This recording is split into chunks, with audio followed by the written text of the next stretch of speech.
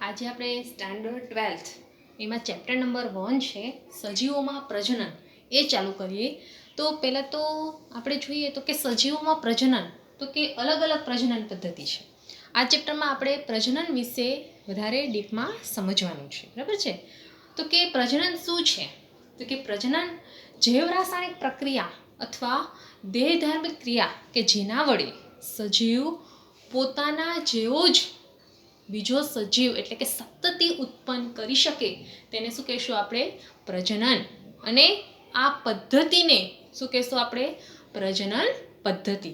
તો કે આપણને દુનિયામાં ઘણા બધા સજીવો જોવા મળે છે.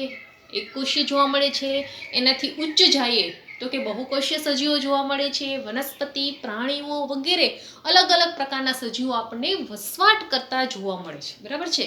હવે ત્યારબાદ આપણે જોઈએ જે પ્રકારની લાક્ષણિકતાઓ તે પ્રમાણે પ્રાણીઓ પોતે પર્યાવરણને અનુકૂલિત થયેલા જોવા મળે છે. તો આપણે પહેલાં તો જોશું તો કે આપણને વિવિધતા જોવા મળે છે. સજીવોમાં વિવિધતા જોવા મળે છે. કઈ રીતે સજીવોમાં વિવિધતા જોવા મળે છે? તો કે જે પ્રકારના સજીવો છે તે પ્રમાણે અલગ અલગ પ્રજનન પદ્ધતિ પણ અલગ અલગ હોઈ શકે. અલગ અલગ પ્રાણીઓ તે પ્રમાણે પ્રજનન પદ્ધતિ પણ અલગ અલગ હોઈ શકે છે. તો કે પહેલાં આપણે આ ચેપ્ટરમાં ભણશું તો કે બધા સજીવો છે સરખા નથી જોવા મળતા, અલગ અલગ છે. એટલે આપણે એમ કહીએ કે આપણે દેહધાર્મિક રીતે બધાની ક્રિયા, રાસાયણિક પ્રક્રિયા અલગ અલગ જોવા મળે છે. તો પહેલાં તો બધા સજીવોનો જીવનકાળ અલગ અલગ જોવા મળે છે. તો પહેલાં વ્યાખ્યા એવી થઈ તો જીવનકાળ એટલે શું? જીવનકાળ કોને કહેવાય? તો કે એવો સમયગાળો કે જે સજીવના જન્મથી લઈ અને મૃત્યુ સુધી, એવો સમયગાળો કે સજીવના જન્મથી લઈ અને મૃત્યુ સુધી જે સમયગાળો આવરે આખો તેને કહેવાય જીવનકાળ, બરાબર છે. હવે તેમાં જોઈએ તો કે ઘણા પ્રકારના પ્રાણીઓ છે એ પર્યાવરણમાં જોવા મળે છે અને તેમાંથી અમુક સજીવ છે એનો જીવનકાળ લાંબો હોઈ શકે, અમુક સજીવ છે તેનો જીવનકાળ ટૂંકો હોઈ શકે. હવે આપણને ક્વેશ્ચન એમ થાય કે આ લાંબો છે સમયગાળો જીવનકાળ, અડધાનો સમયગાળો ટૂંકો છે જીવનકાળ, તો એને આધારે કઈ રીતે આપણે કહી શકીએ કે એની પ્રજનન પદ્ધતિ કઈ પ્રકારે છે, કઈ રીતે અલગ અલગ છે? તો પહેલાં જોઈએ તો હવે આપણને એવો ક્વેશ્ચન થાય તો આ પ્રજનન પદ્ધતિ છે, આ પ્રજનન કોના ઉપર ડિપેન્ડ છે, કોના ઉપર આધાર રાખે છે? તો પહેલાં એવું થાય કે કદ અને આકાર. પહેલું એવું છે કે કદ અને આકાર. ના, સજીવો છે તેનો જીવનકાળ કદ ઉપર આધાર રાખતો નથી, એની કોઈ સાથે એનો સંબંધ છે નહીં, બરાબર છે. તો તેનો જીવનકાળ શેના ઉપર આધાર છે? તો કે સજીવ છે તેના શરીરની જટિલતા એટલે કેટલાક સજીવો એકકોષીય હોય છે, કેટલાક સજીવો બહુકોષીય હોય છે. એટલે કે જટિલતા અને કયા પ્રકારનો એટલે કે કેવી પ્રક્રિયા કરે છે તેના ક્રમ પર આધારિત છે તેનું જીવનકાળ, બરાબર છે. સામાન્ય રીતે તેની જીવનકાળ ઉત્તરજીવિકતા, એક્ઝામ્પલ એકકોષીય સજીવો છે. તો એકકોષીય સજીવ પહેલાં તો કોને કહેવાય? તો કે એકકોષીય સજીવ એટલે એવો સજીવ કે જેનો એક કોષમાંથી સમગ્ર દેહની રચના થાય. એક જ કોષ હોય અને એમાંથી આખા સમગ્ર દેહની રચના થાય તો એવા સજીવને એકકોષીય સજીવ કહેવાય. એવું કહેવામાં આવે છે કે એકકોષીય સજીવ છે તે અમર છે. એકકોષીય સજીવ છે એ કેવો છે? અમર. તો કેને આધારે એકકોષીય સજીવ અમર છે એવું કહી શકાય? તો કે એક કોષીય જે સજીવ છે તેના એક કોષમાંથી સમગ્ર દેહની રચના, એટલે કે સામાન્ય રીતે જે એક કોષ છે તે પર્યાવરણમાંથી વિવિધ પોષક દ્રવ્યો તે મેળવે છે અને શું કરે છે? તે ધીમે ધીમે એ કોષનું શું કરે છે? વિભાજન કરે છે. આમ તે વિભાજન કરી અને નવા કોષ ઉત્પન્ન કરે છે અને વિભાજન કરી અને નવો કોષ નવી સંતતિ ઉત્પન્ન કરે છે. એટલે થયું તો આ એક કોષમાંથી જ પોતે પર્યાવરણમાંથી પોષક દ્રવ્ય મેળવી અને પોતાના શરીરના કદમાં વધારો કરે છે અને કદમાં વધારો કરી અને છેલ્લે વિભાજન ક્ષમતા મેળવે છે. વિભાજન ક્ષમતા મેળવી અને સંતતિ ઉત્પન્ન કરે છે અને નવો કોષ ઉત્પન્ન કરી અને એમાંથી સંતતિ ઉત્પન્ન કરે છે. બરાબર, આ એક કોષીય સજીવ. હવે તો એવો ક્વેશ્ચન થાય તો કે બહુકોષીય સજીવ. તો કે બહુકોષીય સજીવ કોને કહેવાય? બહુકોષીય સજીવ કોને કહેવાય? તો કે બહુકોષીય સજીવ એટલે એવો સજીવ કે જેના એક કોષમાંથી નહીં પરંતુ અનેક કોષ હોય છે, અને જે કોષ જેના બધાના કાર્યો અલગ અલગ હોય છે અને એમાંથી સમગ્ર દેહની રચના કરે તો તેવા સજીવને કહેવાય બહુકોષીય સજીવ. બરાબર છે. આપણે સ્ટાન્ડર્ડ 11માં જોઈ ગયા બહુકોષીય સજીવ છે એ ઉચ્ચ કક્ષાના સજીવો જેવા મળે છે, પ્રાણી, વનસ્પતિ જે બહુકોષીય સ્વરૂપે જોવા મળે છે. હવે જોઈએ તો કે બહુકોષીય સજીવ છે તેનું પ્રજનનનું શું મહત્વ છે? પ્રજનન ચેપ્ટર ભણીએ છીએ તો એમાં પ્રજનનનું શું મહત્વ છે? તો કે પ્રજનન એક એવી પ્રક્રિયા છે કે જેની મદદથી કોઈ પણ જાતિ સજીવ એવી પદ્ધતિ છે કે જેની મદદથી કોઈ પણ જાતિ પોતાનું સાતત્ય જાળવી રાખે છે. બરાબર છે. આપણે જોઈએ તો કે બહુકોષીય વનસ્પતિ પણ જોવા મળે છે અને પ્રાણી પણ જોવા મળે છે. બરાબર છે.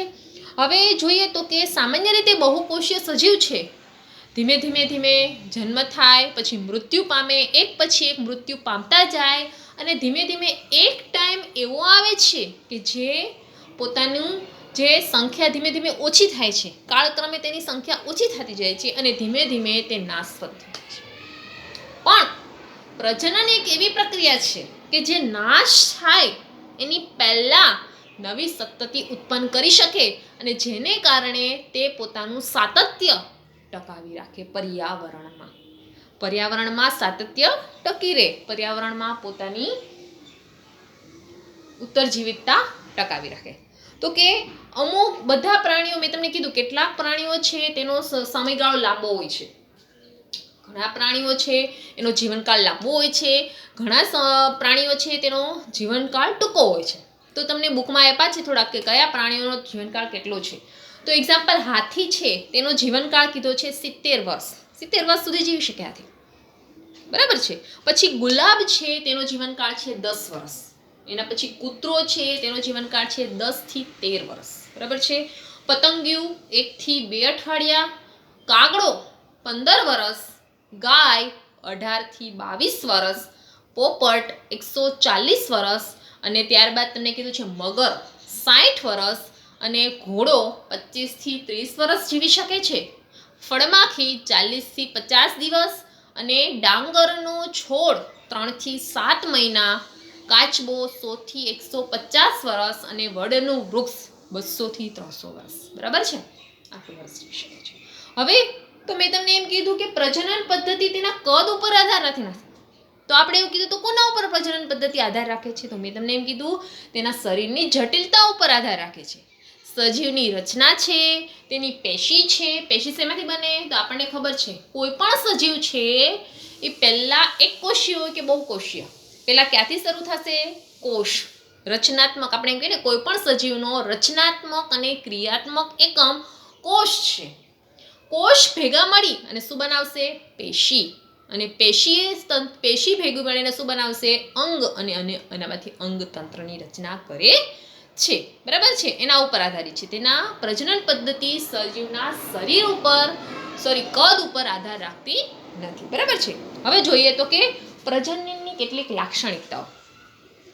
આગળ જોઈએ તો કે પ્રજનનની શું લાક્ષણિકતાઓ છે? તો કે પ્રજનન પ્રક્રિયા વડે શું થાય છે? તો કે આપણને ખબર છે પ્રજનન પ્રક્રિયા વડે સંતતિનું નિર્માણ થાય છે. કોઈ પણ તમને મેં કીધું એક કોષીય સજીવ હોય ચાહે બહુકોષીય સજીવ હોય, પ્રજનન વડે શું થાય છે? સંતતિનું નિર્માણ થાય છે. આ જ સંતતિ, હવે સંતતિનું નિર્માણ થઈ ગયું, ચલો એક સંતતિ બની ગઈ, પ્રજનન વડે એક સંતતિ બની ગઈ તો શું થશે? ધીમે ધીમે એ સંતતિ છે એ વૃદ્ધિ પામશે, પુખ્ત બનશે અને પુખ્ત બની અને પછી ફરીથી સંતતિનું નિર્માણ કરશે. જેથી પ્રજનન વડે વૃદ્ધિ અને મૃત્યુનું ચક્ર સતત ચાલ્યા કરે છે.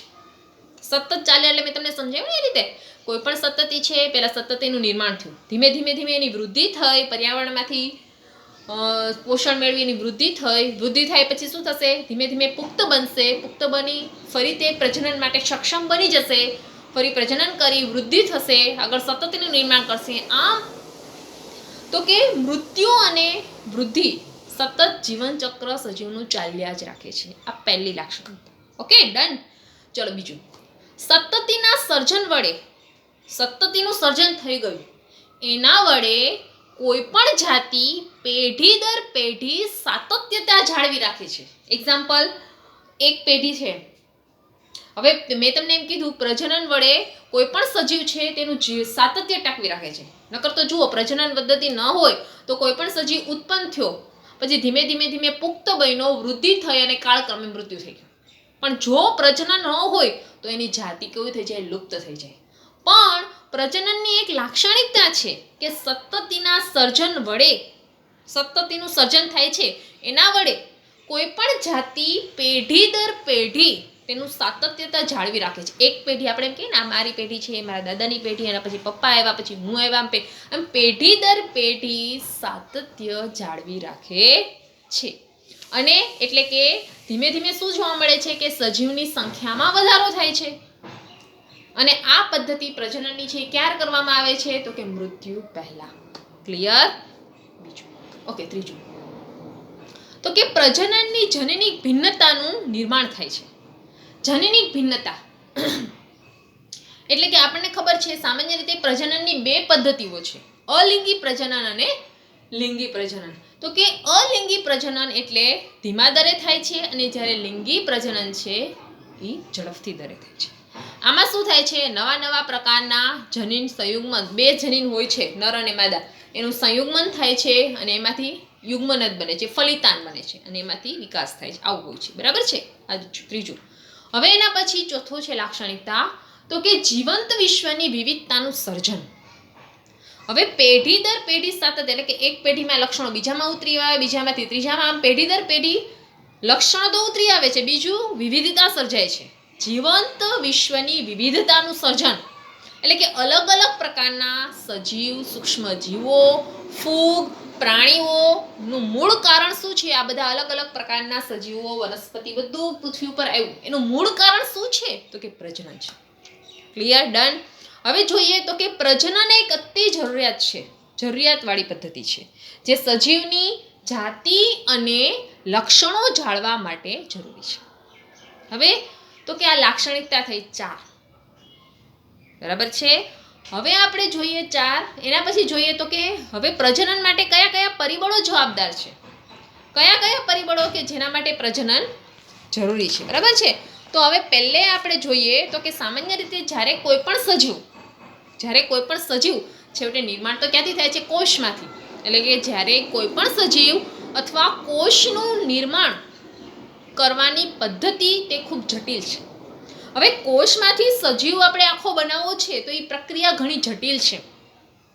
જટિલ શા માટે? કારણ કે જ્યારે એ કોષ છે, એ કોષમાંથી સજીવ શરીરનું આખું બંધારણ બન્યું. એટલે કે કોષમાંથી સજીવ શરીરનું બંધારણ ડાયરેક્ટ નથી બની જતું. જુઓ વિદ્યાર્થી મિત્રો, ત્યાં શું થાય છે તો કે વાતાવરણમાંથી, પર્યાવરણમાંથી પૂરતા પ્રમાણમાં પોષણ મેળવી પર્યાવરણ પરિસ્થિતિને અનુકૂળ થઈ અને દેહધાર્મિક રીતે સક્ષમ બને. જો સક્ષમ બને તો જ પ્રજનન થાય છે. વાતાવરણમાંથી બધા પોષક દ્રવ્યો મેળવી લે છે, પોષક દ્રવ્યો મેળવે અને વિવિધ પરિસ્થિતિ એવી પરિસ્થિતિ બનવી જોઈએ, અને દેહધાર્મિક રીતે એ સક્ષમ હોય પરિસ્થિતિને, તો જ પ્રજનન થાય. બીજું છે નિવસન તંત્ર અને રહેઠાણ. બરાબર છે? એના પછી છે સજીવની પોતાની જટિલતા અને પોતાની દેહધાર્મિક ક્રિયા.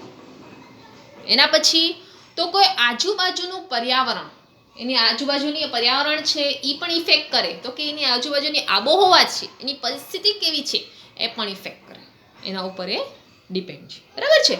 તો કે સામાન્ય રીતે મેં તમને કીધું પ્રજનનના 2 પ્રકારો છે, અલિંગી પ્રજનન અને લિંગી પ્રજનન.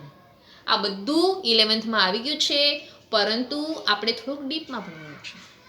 એટલી ખાસ વાત યાદ રાખવાની છે, અલિંગી પ્રજનન છે એ ધીમા દરે થાય છે, જ્યારે લિંગી પ્રજનન છે એ ઝડપથી દરે થાય છે. હવે ક્વેશ્ચન મિત્રો એવો થાય કે અલિંગી પ્રજનન કોને કહેવાય? તો કે અલિંગી પ્રજનન એટલે એવું પ્રજનન કે જેમાં નર અને માદા બંને એકમાં જ હોય. એને અલિંગી પ્રજનન કહેવાય. જ્યારે લિંગી પ્રજનન એવું કે જેમાં નર અને માદા શરીર બંને અલગ અલગ હોય તો તેને કહેશું લિંગી પ્રજનન. આ તો તમને બેઝિક થયું છે. હજી હું તમને સમજાવતી જાય લાઈનમાં, આ તમને વર્ડ્સ પરફેક્ટ ખબર પડી ગઈ પહેલા, અલિંગી પ્રજનન અને લિંગી પ્રજનન. ક્લિયર? તો હવે જોઈએ અલિંગી પ્રજનન છે એની લાક્ષણિકતા શું છે. તો કે પહેલા તો આપણે જોઈએ તો કે અલિંગી પ્રજનનની લાક્ષણિકતા. તો કે અલિંગી પ્રજનન મેં તમને એમ કીધું ને, એક જ પિતૃ દ્વારા થાય છે. અલિંગી એક જ પિતૃ હશે જેમાં નર અને માદા બંને હશે. એક જ પિતૃ, એક જ શરીર હશે. એટલે તો પેલું લાક્ષણિકતા એ હશે, એક જ પિતૃ દ્વારા થાય છે અલિંગી પ્રજનન. Okay done. આ પિતૃ જન્યુનું સર્જન કરે અથવા ન પણ કરે. હવે જુઓ, જન્યુ કોને કહેવાય? માદા અને નર બંને જોડાય અને એને કહેશું જન્યુ, સંયુગમાં જોડાય અને ન પણ જોડાય. એટલે બીજો ટોપિક એ યાદ રાખવાનો છે, બીજી લાક્ષણિકતા એ યાદ રાખવાની છે, આ પિતૃ જન્યુનું સર્જન કરે અને ન પણ કરે. ઓકે. હવે બીજું જોઈએ તો કે લિંગી પ્રજનનની લાક્ષણિકતા. આ તો અલિંગી પ્રજનનની લાક્ષણિકતા હતી. હવે તો કે લિંગી પ્રજનનની લાક્ષણિકતા.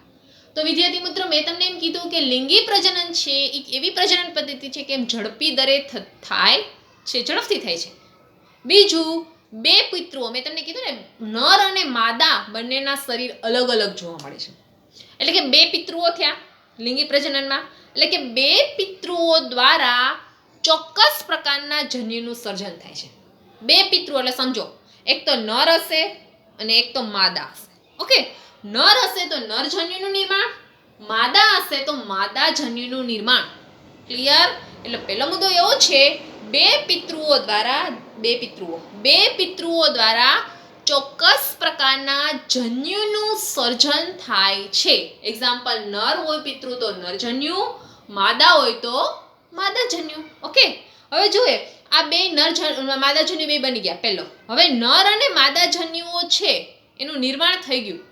ત્યારબાદ નર અને માદા બંને એકબીજા સાથે જોડાય છે, એને કહેશું સંયુગ્મન. નર અને માદા બંને એટલે કે નરજન્યુ અને માદાજન્યુ, આ નરજન્યુ અને માદાજન્યુ બંને એકબીજા સાથે જોડાય છે, એને કહેશું સંયુગ્મન.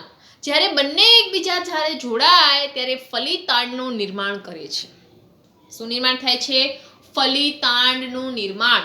અને જેમાંથી ફલિતાંડમાંથી જ સજીવ શરીરનું નિર્માણ થાય છે. ક્લિયર? યાદ રહેશે અલિંગી પ્રજનનની લાક્ષણિકતા અને લિંગી પ્રજનનની લાક્ષણિકતા. ક્લિયર? ઓકે. ચલો હવે જોઈએ આગળ. તો કે સામાન્ય રીતે આપણે દુનિયામાં જોઈએ છીએ તો કેટલાક સજીવો વિકસિત હોય છે, કેટલાક અલ્પ વિકસિત હોય છે અને કેટલાક અવિકસિત હોય છે. હવે જોઈએ તો કે વનસ્પતિમાં જોઈએ આપણે તો કે કેટલીક વનસ્પતિ આપણને જોવા મળે છે, વનસ્પતિ સૃષ્ટિમાં એકાંગી હોય છે, કેટલીક દ્વિઅંગી હોય છે, કેટલીક ત્રિઅંગી હોય છે. એકાંગી, દ્વિઅંગી અને ત્રિઅંગી આ ત્રણ વનસ્પતિઓ એવી છે કે જે અલિંગી પ્રજનન પદ્ધતિથી પ્રજનન કરે છે. એકાંગી, દ્વિઅંગી અને ત્રિઅંગી. ક્લિયર? હવે જોઈએ આગળ. તો કે ત્યારબાદ છે તો કે આવૃત બીજધારી અને અનાવૃત બીજધારી. હવે 11th માં આપણે સમજી ગયા છે કોને આવૃત બીજધારી, અને ડીપમાં આપણે સમજશું. અત્યારે યાદ રાખો, આવૃત બીજધારી છે અને અનાવૃત બીજધારી છે એ લિંગી પ્રજનન કરે છે. હવે આગળ જોઈએ તો કે અપૃષ્ઠવંશી પ્રાણીઓ છે જેમાં કરોડસ્તંભનું નિર્માણ નથી થયું, તે પણ અલિંગી પ્રજનનથી કરે છે પ્રજનન. અને પૃષ્ઠવંશી પ્રાણીઓ છે કે જેમાં મેરુદંડનું નિર્માણ થયું છે, કરોડસ્તંભનું નિર્માણ થયું છે, તે લિંગી પ્રજનન પદ્ધતિથી પ્રજનન કરતા જોવા મળે છે. ક્લિયર? ચલો હવે જોઈએ આગળ. તો કે સામાન્ય રીતે અલિંગી એક જ પિતૃ દ્વારા થાય છે ને. તો જો એક જ પિતૃ દ્વારા થાય છે તેથી સંતતિના મૂળભૂત જે લક્ષણો છે, આબેહૂબ જેવું છે એવું જ સજીવ આબેહૂબ એના સંતતિમાં ઉતરી આવે છે. જેવા લક્ષણ એના પિતૃમાં છે એવા જ લક્ષણ કોપી ટુ કોપી એની સંતતિમાં ઉતરી આવે છે. શેમાં પણ? અલિંગી પ્રજનનમાં. જો જેમાં વિવિધતાનું સર્જન થતું હોય એ ગતિ ધીમી હોય, કારણ કે ભિન્નતાનું સર્જન પર્યાવરણીય પરિબળ પર આધારિત છે. બરાબર છે? હવે ભિન્નતાનું સર્જન પર્યાવરણ પરિબળ આધારિત છે એટલે જો પર્યાવરણ એને યોગ્ય પરિબળ મળે યોગ્ય પરિબળ તો જ તે આગળ પ્રોસેસ કરી શકે. ત્યારબાદ જોઈએ તો કે લિંગી પ્રજનન પદ્ધતિ. તો કે લિંગીમાં શું છે, મેં તમને કીધું લિંગી પ્રજનન પદ્ધતિમાં 2 જન્યુઓ ભાગ લે છે, નર અને માદા. નર જન્યુ અને માદા જન્યુ બંને જોડાય, સંયુગ્મની પ્રક્રિયા થઈ, ફલિતાંડ બન્યું અને એમાંથી નવો સજીવ ઉત્પન્ન થાય છે. આ પ્રક્રિયા ઝડપી છે અલિંગી પ્રજનન પદ્ધતિથી. ક્લિયર? લિંગી પોતે એક વિશિષ્ટ કાર્ય પદ્ધતિ ધરાવે છે. જુઓ, લિંગી પ્રજનન પદ્ધતિ, કારણ કે તેમાં ફરજિયાત કોઈ પણ જન્યુ છે તેને સંયુગ્મનની પદ્ધતિથી પસાર થવું જ પડે છે.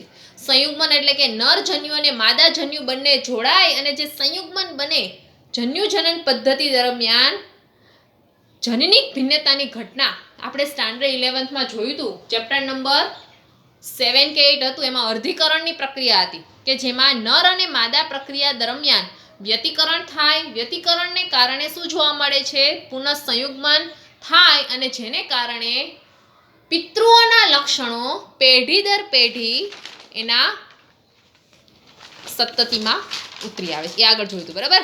એટલે કે 1 કે 2 લક્ષણોમાં ભિન્નતા સર્જાય એટલે આપણે અલિંગી પ્રજનનમાં કેવું હતું, જેવું પિતૃ જ હોય ને એવું જ લક્ષણ આમાં જોવા મળે, બરાબર? પણ લિંગી પ્રજનનમાં ભિન્નતા જોવા મળે. શા માટે? કેમ કે એમાં 2 જન્યુઓ જોડાય, સંયુગ્મનની પ્રક્રિયા થાય અને છેલ્લે ફલિતાંડનું નિર્માણ થાય છે, બરાબર?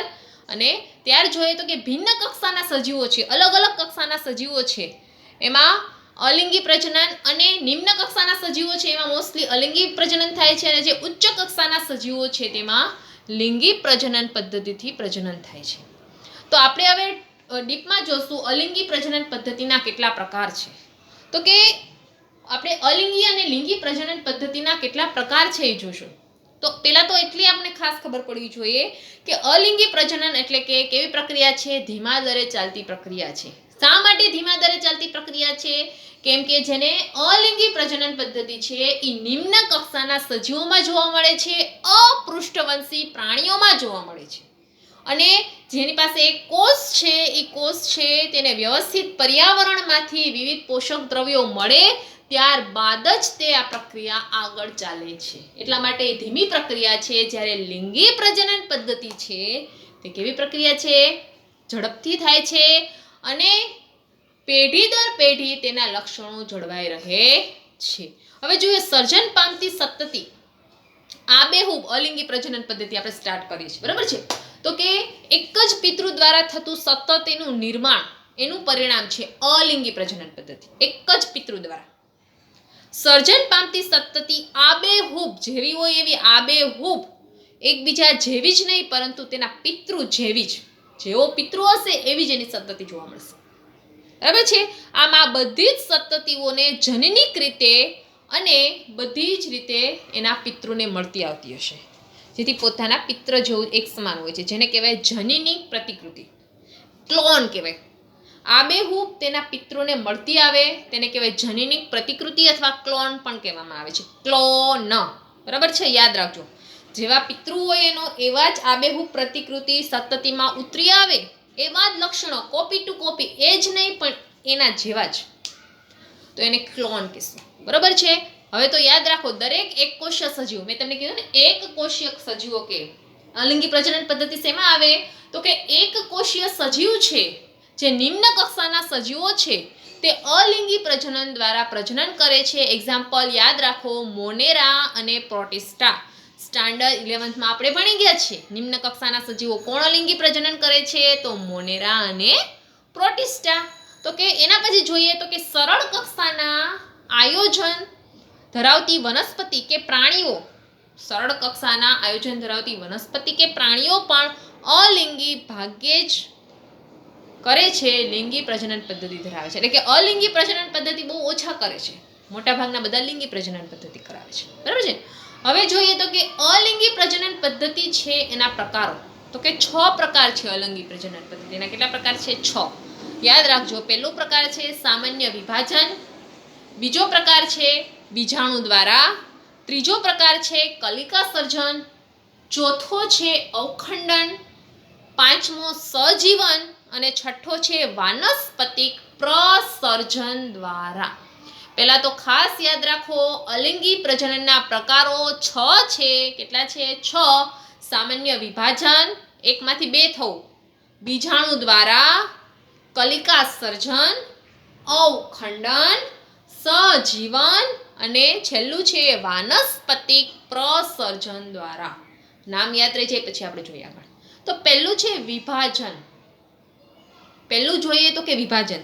સામાન્ય રીતે વિભાજન કેવું થશે તો કે સમવિભાજન પ્રકારનું. આ બેનું સમવિભાજન એટલે કે આનું નામ શા માટે સમવિભાજન પડ્યું તો કે બે કોષ સરખા અસ્તિત્વ, એક કોષમાંથી બે કોષ અસ્તિત્વમાં આવે.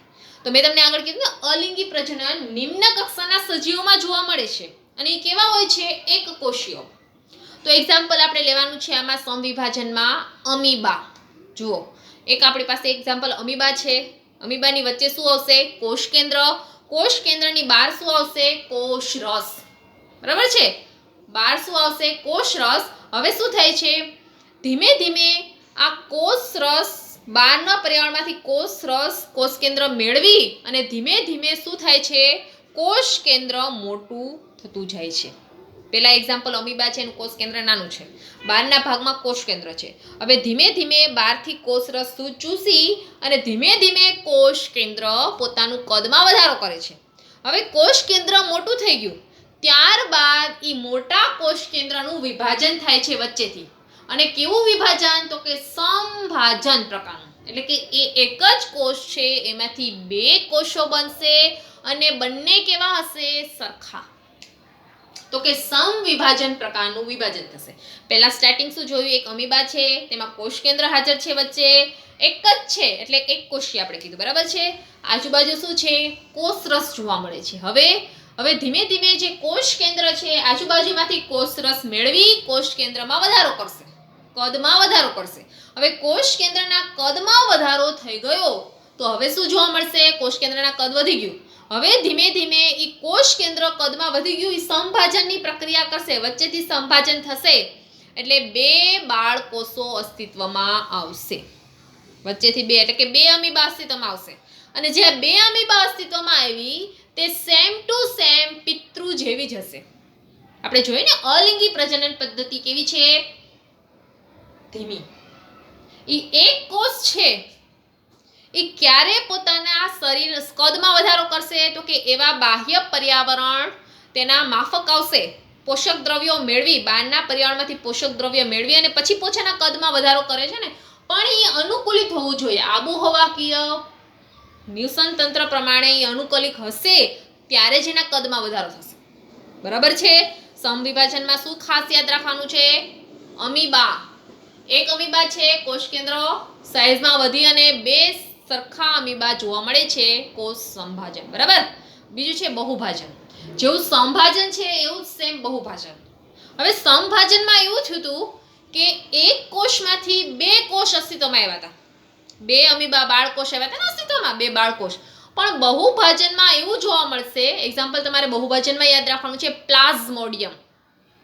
પ્લાઝ્મોડિયમ જે પ્રકારે અમીબામાં એકમાંથી બે કોષો બન્યા હતા તેમ બહુભાજનમાં યાદ રાખો એકમાંથી બે નહીં બને પણ એકમાંથી 3 કે 4 કે 5 પ્રકારના બીજા બાળ કોષો અસ્તિત્વમાં આવશે તો એને કહેશું બહુભાજન. એટલે કે મોટી સંખ્યામાંથી એક કોષમાંથી મોટી સંખ્યામાંથી બાળ કોષો અસ્તિત્વમાં આવે તો એને કહેશું બહુભાજન. સમભાજનમાં યાદ રાખવું તો તમારે અમીબા અને હવે બહુભાજનમાં તમારે યાદ રાખવાનું છે પ્લાઝ્મોડિયમ. Okay done.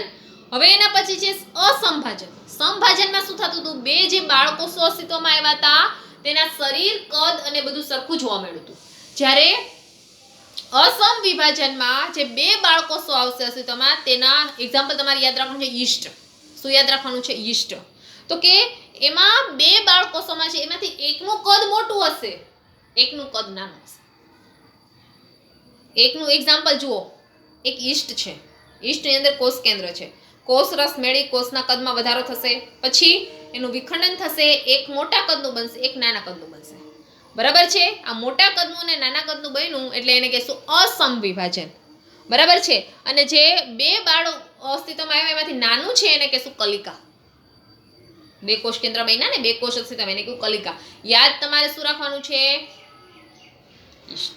બરાબર છે. ઓકે, ચલો અહીંયા સુધી રાખશું. પણ તમે પહેલા તો ખાસ અલિંગી પ્રજનનના પ્રકારોમાં મેં તમને 3 પ્રકારો કરાવ્યા હતા. પેલું સામાન્ય વિભાજન, બીજું બહુભાજન અને ત્રીજું કરાયું તમને કયું કરાયું? અસમભાજન, એટલે કે સમભાજનથી વિરુદ્ધ અસમભાજન. હવે આપણે જોઈએ તો કે બીજાણુ સર્જન. નેક્સ્ટ લેક્ચરમાં જોશું આપણે બીજાણુ સર્જન. પણ અહીંયા સુધીનું ખાસ યાદ રાખવાનું છે. તમને પહેલેથી થોડુંક રિવિઝન કરાવી દીધું. પહેલાં મેં એમ કીધું હતું જીવનકાળ કોને કહેવાય. જીવનકાળ કેટલાકનો સજીવનો લાંબો હોય છે, કેટલાક સજીવનો ટૂંકો હોય છે. બધા સજીવનો મેં જીવનકાળ થોડોક કીધો હતો. જીવનકાળ છે, કેટલાક સજીવો લાંબો આયુષ્ય ધરાવે, કેટલાક ટૂંકો આયુષ્ય ધરાવે. પછી મેં તમને કીધું પ્રજનન પદ્ધતિ એકચ્યુઅલમાં કોના ઉપર આધાર રાખે છે? તો કે પ્રજનન પદ્ધતિ તેના શરીર ઉપર આધાર રાખતી નથી, તેના કદ ઉપર આધાર રાખતી, પરંતુ તેની જટિલતા અને તેની ક્રિયા પર આધારિત છે. પછી તમને મેં આ યાદ રખાયું હતું આગળ. તો સામાન્ય રીતે કેટલાક સજીવો એકકોષીય હોય છે, કેટલાક બહુકોષીય હોય છે. એક કોષમાંથી સજીવ સમગ્ર દેહનું નિર્માણ થાય એકકોષીય, અને એકથી વધારે કોષમાંથી સમગ્ર દેહનું નિર્માણ થાય બહુકોષીય. સામાન્ય રીતે નિમ્ન કક્ષાના સજીવો છે એ એકકોષીય જોવા મળે છે, અને ઉચ્ચ કક્ષાના વનસ્પતિ અને પ્રાણીઓ છે તે બહુકોષીય જોવા મળે છે. બરાબર છે. ત્યારબાદ પ્રજનનની 2 પદ્ધતિઓ હતી, અલિંગી પ્રજનન પદ્ધતિ અને લિંગી પ્રજનન પદ્ધતિ. અલિંગી અને લિંગી પ્રજનન પદ્ધતિમાં મેં તમને કીધું અલિંગી એક જ પિતૃ દ્વારા નિર્માણ થાય છે, અને જે સતતથી નિર્માણ પામે છે તે આબેહૂબ તેના પિતૃ જેવી જ દેખાય છે. અને લિંગી પ્રજનન પદ્ધતિ સામાન્ય રીતે ઝડપી પ્રક્રિયા છે. તેમાં 2 પિતૃઓના સંયુગ્મન દ્વારા નવી સંતતિનું નિર્માણ થાય છે. બરાબર છે. તે જોયું હતું. પછી આપણે પ્રજનનના પ્રકારો જોયા હતા. અહીંયા સુધી આપણે રાખશું. Okay, thank you.